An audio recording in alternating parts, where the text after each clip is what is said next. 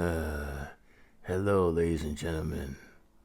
My name is Samuel Capers.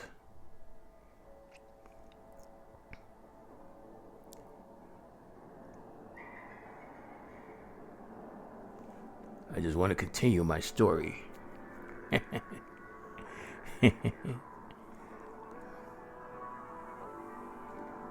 Someone listened to this story and said I'm vile, that I'm evil. But I am just vile and evil to people who irritate me, who are not worth being on this planet. Some people deserve what they get.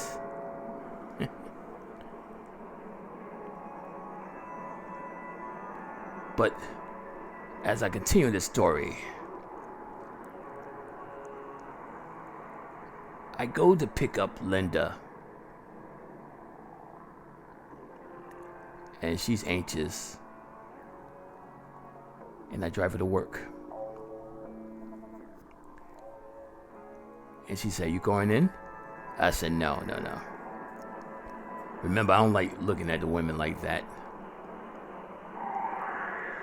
So, you just have I guess, somewhat decent time at work, and I'll pick you up what time the place closed. And she said, about 3:30. I'll be out. Okay. And I will see you at 3:30. Matter of fact, I'll be coming a little early, so I had to formulate some things in my head. And I asked her, where would be Steven at? And she says, he comes out with the girls after he finished counting the money, and he locks up. Good. Very good. And do you really want to witness what I do? And she looked at me with a stern, hard look and says, yes. Good girl. All right. We kiss. Yeah. I wanted more, but she got to go to work. And I see her walk to the entrance.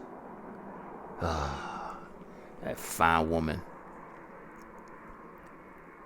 Kind of pissed me off that someone would try to harass her. I started getting angrier and angrier. Yeah, Steven's going to pay. He's going to pay. I got my stun gun really charged. Yeah, I got some other items. I got some rope, some duct tape. Yeah.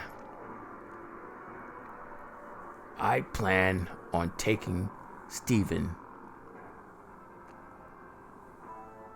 I don't know where, but it's got to be a place where it's got to be real quiet.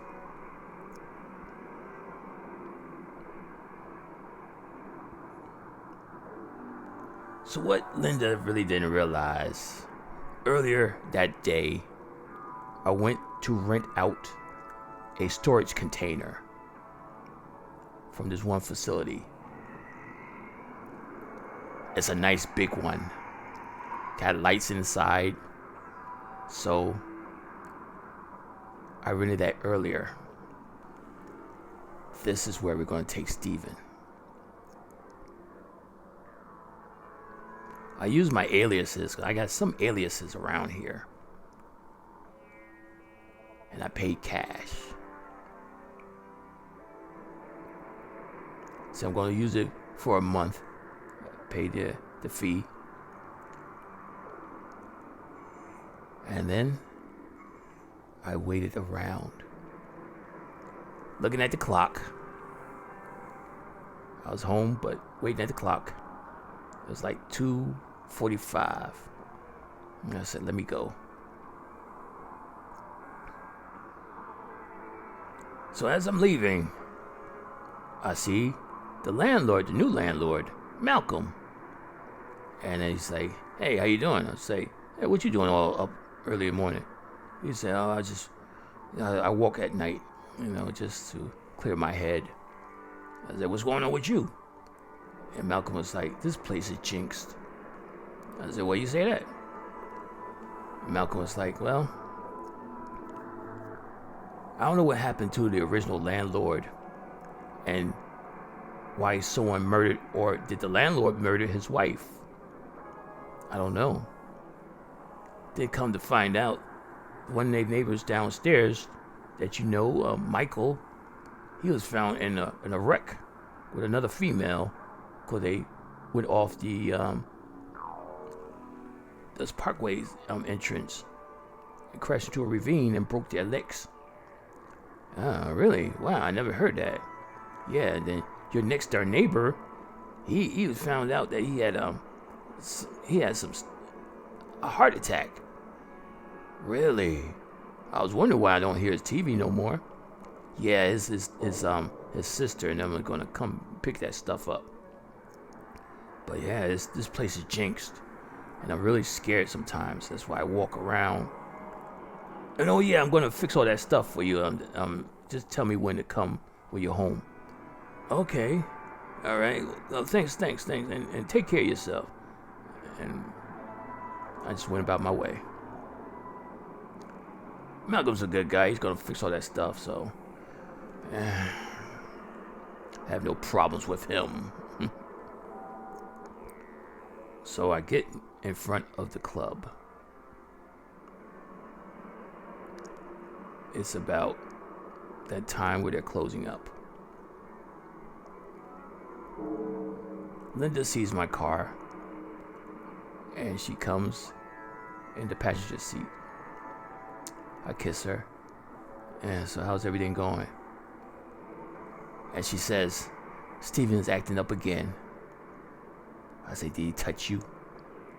Say, "Yes." He's talking about if you like a raise, help me get something to raise. A total scumbag. And she'll point him out. Said, "There he goes." Yeah, Steven's kind of big.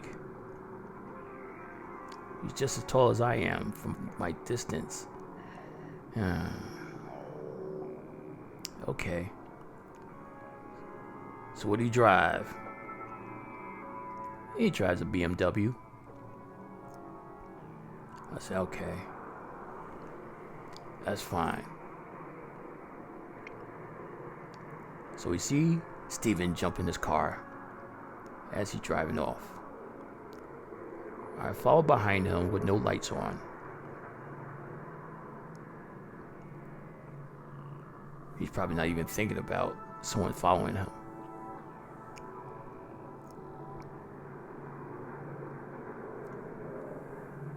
He lives somewhere in the suburbs.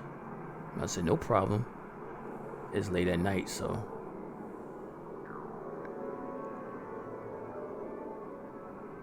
So as Steven gets to a certain curve along a pathway, I went up behind him and hit him. He stops. I have my stun gun on me. And he comes out bitching and crying. What the fuck? My car, you hit my car. And I jumped out the car and I said, yo, I'm sorry, man. I'm sorry. I just didn't see you. I didn't see you. Well, you didn't see me. You ain't got your damn lights on. Yeah. Said, look at my rear. Look at my rear. And so I jabbed him with the stun gun and had it on full power. Knocked his ass out. As a big boy, I gotta knock him out pretty good. So I told Linda to get the rope and the duct tape. I tied him up real good, and I duct taped his mouth and dragged him into the back of my car. So Linda asked, where are we going to take him? I said, don't worry about that. I got everything set. I made all the preparations this morning. Really? Yes. So I made sure I just lock his car up. Just pull over to the side, so Just locked his car up. Then I got in my car. And me and Linda looked at each other. It's like, wow, we actually gonna do this? I said, yes. This is what I do. And drove off to the storage container.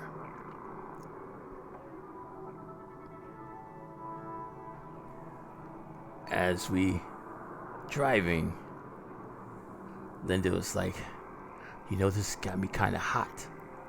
I said, nah. You must be patient. You must be patient. We have a job to do. We have a job to do. So I get in front of the storage container. Yeah, it's 24 hours, so I have no problems. No one's out here.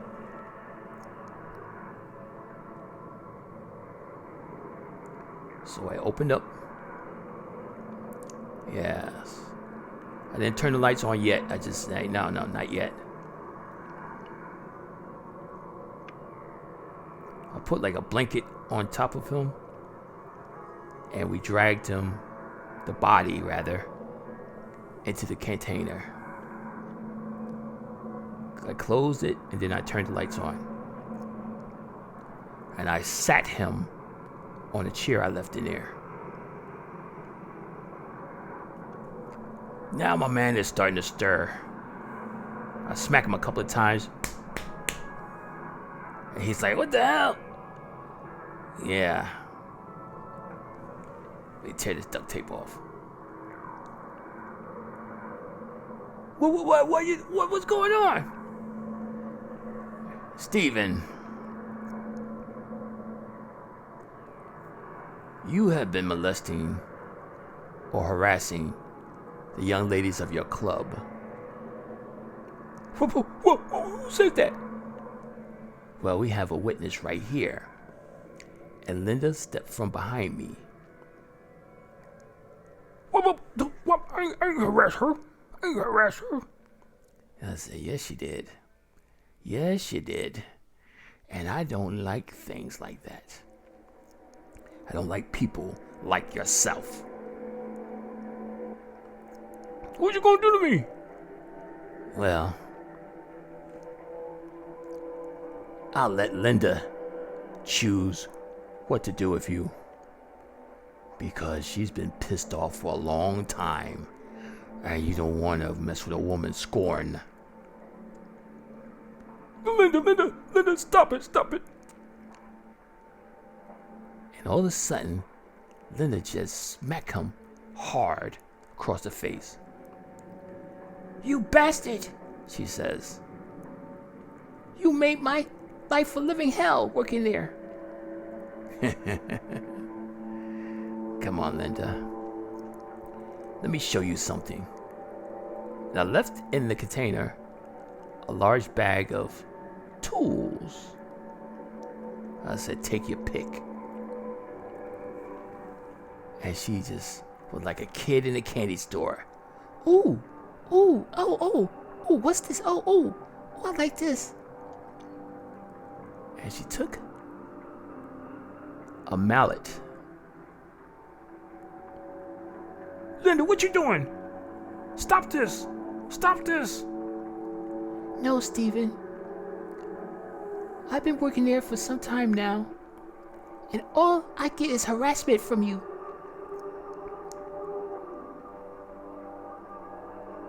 And to my surprise, she smashes Stephen across the face with the mallet. I think I saw a tooth fly. Wow. My femme fatale is going to get even. Even Stephen. She really found her groove. She took my ice pick and put holes in his legs. This was torture 101. Oh, I found my princess. She used several of the tools. And she kind of knew what to do. Because she took some small pieces of rubber tubing and tied his limbs. And he's crying. He doesn't know what to do. Now he wanted to make too much noise, so I had to duct tape his mouth back up. He's crying and crying. Tears rolling down his face. But she doesn't give a fuck.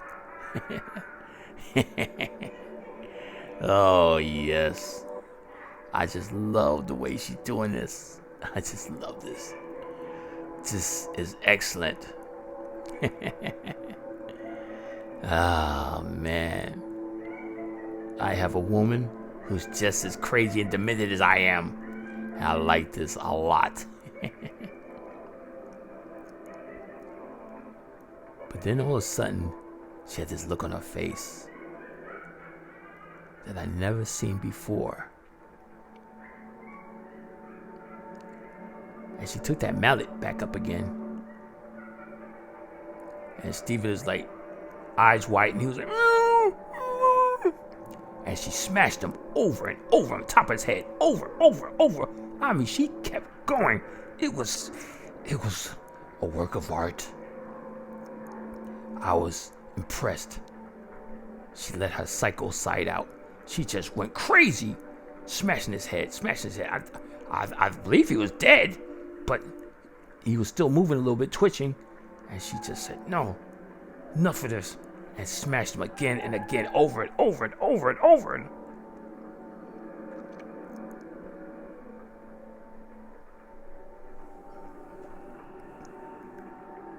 And I believe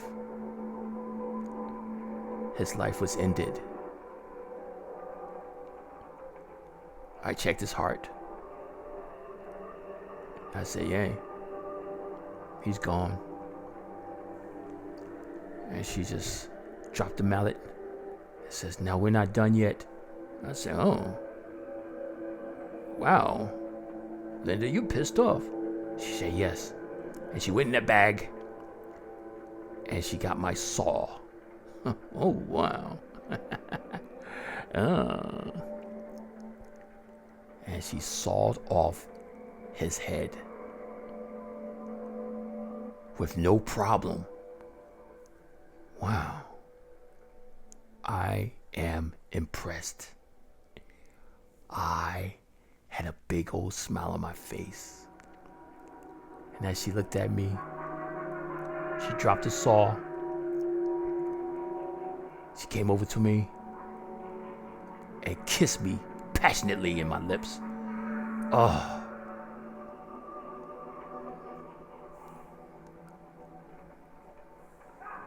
And we made love in that storage container amongst the headless body of Stephen. Oh, God. I found my queen. I found my queen. She is mine. All mine. Now, I told her, once we finished, we could find a place to dump the body. I got trash bags and everything in here. Or we could leave the body and let whoever cleans up this place, find it. She said, I don't give a damn. I hate scumbags like that. And he got what he deserves. Well, I rented this place under an alias. I paid in cash, so there's no trace of me. So, I just get my tools. I'll clean them later. Get the trash bags. And we're done. Your revenge is complete. Yes. She said, good. Take me back to your place. I said, really? Yes. I want to see how you live. I want to be like you. Do you really want to be like me, Linda? She said, yes. I want to be like you. Because people do irritate me. I just had to work to earn money. Yes, I understand. I understand fully. But when you found your perfect soulmate, everything is much, much better. She said yes. And I definitely found my soulmate in you, Samuel. As we looked at each other, we get dressed. I pack up my stuff, grab the garbage bags, turn the lights out, open up the container, close it, locked it, put my stuff back in the car, and we drove back to my place. You got a little bloods and stuff on you, so we're gonna have to make it quick inside. There should be nobody up.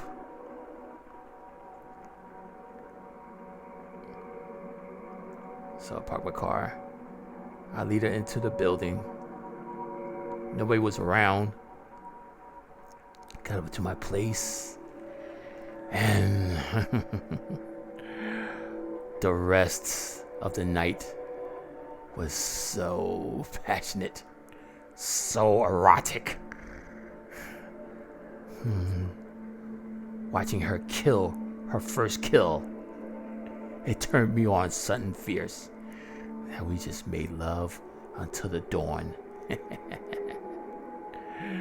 I have my queen, and that's all that counts.